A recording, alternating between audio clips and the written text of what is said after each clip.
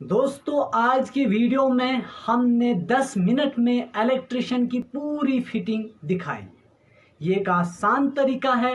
मैं यकीन के साथ कह सकता हूँ कि जितना आप इस छोटी सी वीडियो में देखोगे, 1 साल के ITI डिप्लोमा में भी वो चीज़ें नहीं देखोगे, क्योंकि मैं जानता हूँ वहाँ बुक्स पढ़ाई जाती है और बुक्स के रिलेटेड ही प्रैक्टिकल किए जाते हैं। मैंने खुद ये डिप्लोमा किया, इसलिए मैं ये बात दावे के साथ आपको कहता हूँ। इस वीडियो को दरअसल मैंने इसलिए बनाया, कुछ टाइम पहले सद्भावना के तहत एक इलेक्ट्रिशियन का 1 मंथ कोर्स आया। इंस्टीट्यूट ने पढ़ाने के लिए मुझे ऑफर दिया। पढ़ाने के लिए मेरे हाथ में बेसिक इलेक्ट्रिकल इंजीनियरिंग स्किल की बुक दी गई। पढ़ाने के दौरान मुझे एक ख्याल आया, जो लोग इलेक्ट्रिशियन से अपना रोजगुजार कमाना चाहते हो, भला उन्हें लेंसेज ला पढ़ के क्या फायदा। इसलिए मैंने ये वीडियो उन्हीं दोस्तों के लिए खास बनाई जो इलेक्ट्रिशियन से अपना रोजगुजार कमाना चाहते या अपने घर में इलेक्ट्रिशियन की प्रॉब्लम को खुद सॉल्व करना चाहते। दोस्तों इस छोटी सी वीडियो को आप ध्यान से देखना, फिर आप बड़ी सी बड़ी इमारत की फिटिंग भी आप खुद कर सकते हैं। क्योंकि दोस्तों मकान हो या छोटा सा रूम, मेथड तो एक ही होता है। दोस्तों चलो हम अब देखते हैं कि इस काम की शुरुआत कैसे करें। सबसे पहले हमें चैनल लगाने हैं। इनको चैनल नेल्स से बंद करना। चैनल के लेवल का खास ख्याल रखना है। अगर आपको नेल्स लगाने में प्रॉब्लम हुई तो नेल्स को उंगली की मदद से इस तरह पकड़ें ताकि आप नेल्स को बड़ी आसानी के साथ लगा सकें।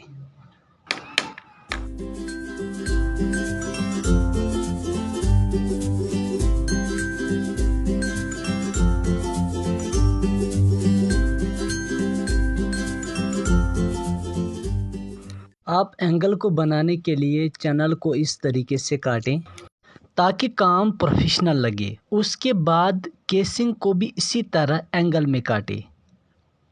याद रहे केसिंग की जो ग्रिप होती है उसको 2 सेंटीमीटर तक काटें ताकि वो अंदरूनी केसिंग के ऊपर आए और अपनी खूबसूरती बरकरार रखे। बिल्कुल इसी तरह जिस तरह आप वीडियो में इस वक्त देख रहे हो। ग्रिप को अच्छे से काटने के बाद हम इसको चैनल के ऊपर लगाएंगे, तो उसके बाद आप खुद देखेंगे कि किस तरीके से इसकी डेकोरेशन वापस आएगी। अगर आप चैनल को एंगल के हिसाब से नहीं काटोगे, एक तो ये जल्दी ही गिर जाएगी, दूसरी इसकी प्रॉब्लम यह है कि डेकोरेशन भी नहीं होगी। ये देखिए किस तरीके से इसकी डेकोरेशन सेट हो गई।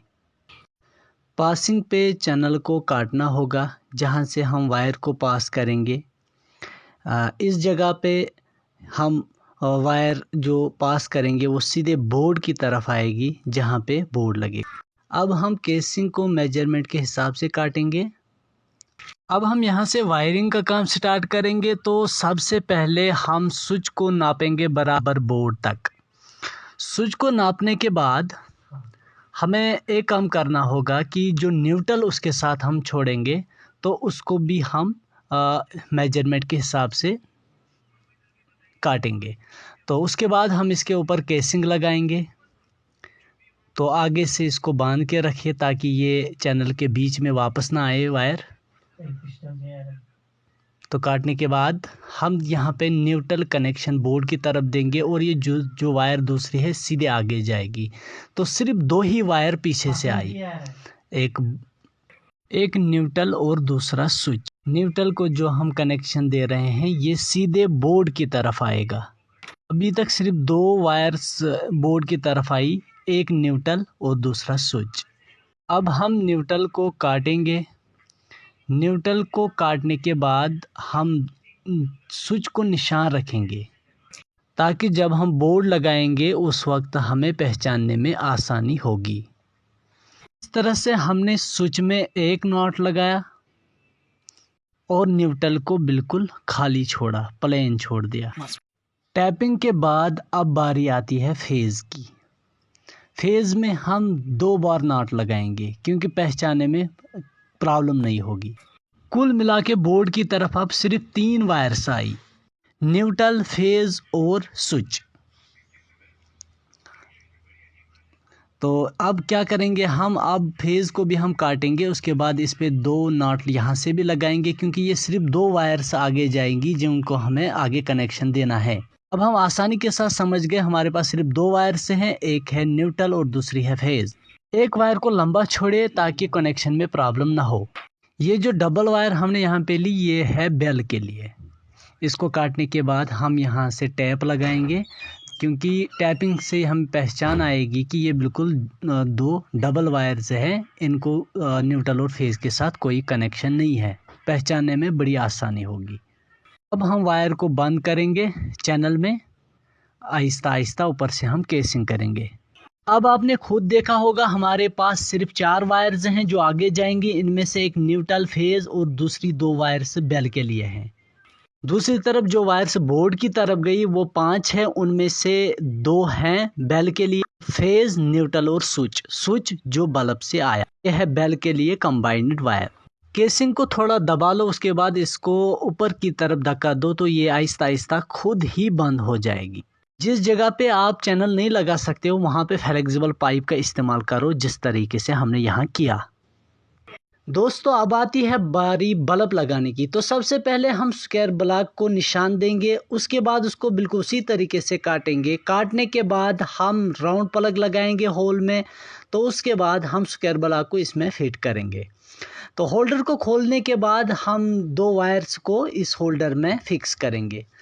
तो जब वायर को हम फिक्स करेंगे, हमें ये ख्याल रखना है कि वायर को इतना ज़्यादा टाइट भी नहीं करना है कि स्क्रू निकल जाए, या इतना कम भी नहीं करना है कि स्पार्किंग करे।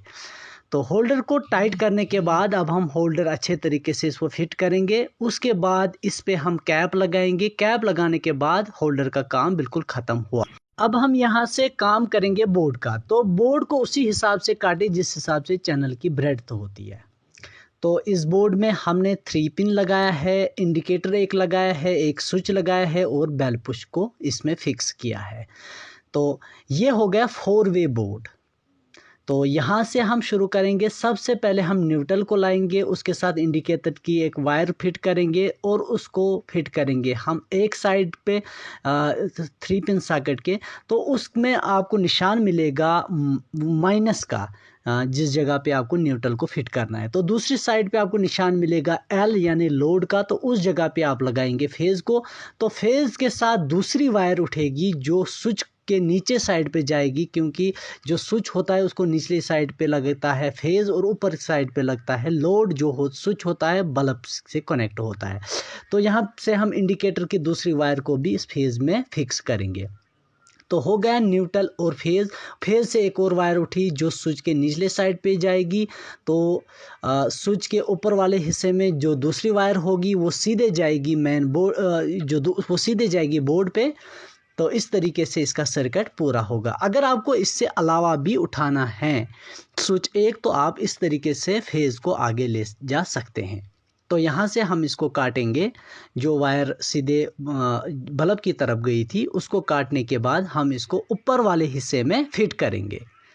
तो दोस्तों इसको फिट करने के बाद आप इस तरीके से देखें कि किस तरीके से फेज़ से हमने कनेक्शन लिया। जो स्विच के निचले साइड दिया, ऊपर वाले साइड पे जो स्विच का दूसरा वायर है वो सीधे बल्ब पे गया। तो इस तरीके से इसका सर्किट पूरा हो गया। अब बची है हमारे पास 2 वायर्स। उन 2 वायर्स को काटने के बाद हम इनको जोड़ेंगे बेल पुश के साथ। तो ये हैं बेल्स के वायर जिनको सर्किट दूसरे सर्किट के साथ कोई वाबस्ता नहीं है। यकीनन ये एक ही कलर की है, जो हमारे पास वायर मौजूद नहीं थी इसलिए हमने एक ही कलर की ली। तो अब हो गया है ये सर्किट पूरा। अब लगा है इसमें ये पूरा कनेक्शन। दोस्तों आप एक बार फिर देखिए, हमने यहाँ पे फेज़ लगाया है, उसके बाद न्यूट्रल लगाया है। इंडिकेटर के दोनों वायर्स को, एक को फेज़ के से जोड़ दिया, दूसरे को न्यूट्रल के साथ जोड़ दिया। तो फेज़ से दूसरा कनेक्शन हमने सीधे स्विच पे लिया, तो स्विच से उसको जोड़ दिया। तो दूसरी तरफ से जो बेल लगाई है, बेल को किसी के साथ कोई कनेक्शन नहीं है। तो इसके साथ ही अब हम करेंगे इस बोर्ड को बंद। स्क्रू को अब हम टाइटली इस पर बंद करेंगे और उसके बाद आपका कनेक्शन बिल्कुल रेडी है। यहाँ से बोर्ड बिल्कुल फिट हो गया है। इस तरीके से आप एक बोर्ड की जगह कमरे में 4 भी लगा सकते हैं। अब हम यहाँ से बेल के दोनों वायर्स को कनेक्ट करेंगे और इनका कनेक्शन देने के बाद देखेंगे कि बेल किस तरीके से चलेगी।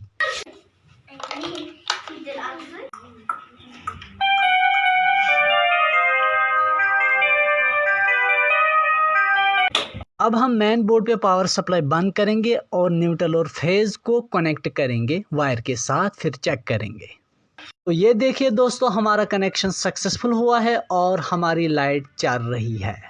बोर्ड में भी लाइट आ रही है क्योंकि